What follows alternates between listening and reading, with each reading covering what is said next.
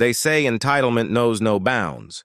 But when Karen thought she owned my private trail and weaponized 911 to try and bulldoze my property rights, she triggered a battle she never saw coming. What happens when false claims, fragile egos, and real property deeds collide? Spoiler: not everyone walks away unscathed. It all started with a simple gate. My family had installed it years ago to protect our land and maintain the clear boundary, separating our private trail from public access.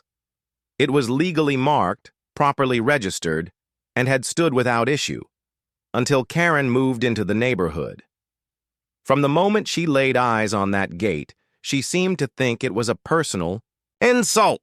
She stormed over, pounding on my door, demanding that I move my fence back. Because she had decided the trail belonged to the community, I calmly showed her the official survey, property lines, and even county documentation proving the trail was fully private land. That only seemed to make her angrier.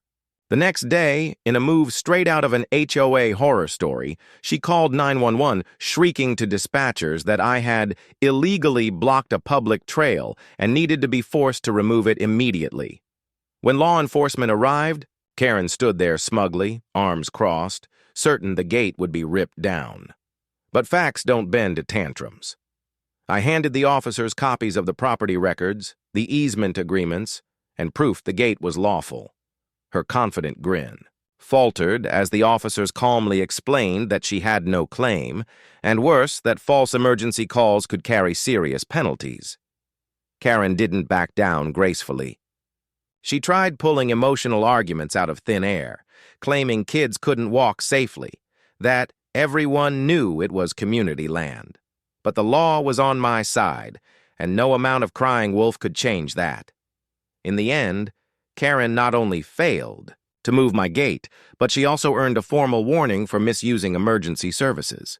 She learned the hard way that just because you call 911 doesn't mean you're automatically right, and that fighting documented property rights with delusions is a battle you will lose every time. Some people think they can bark orders and the world will rearrange itself for them. Karen found out the real world doesn't play by her fantasy rules, and my gate, it's still standing strong, just like the boundary she thought she could erase. For more unbelievable HOA battles, subscribe. Now to the host stories and never miss the drama.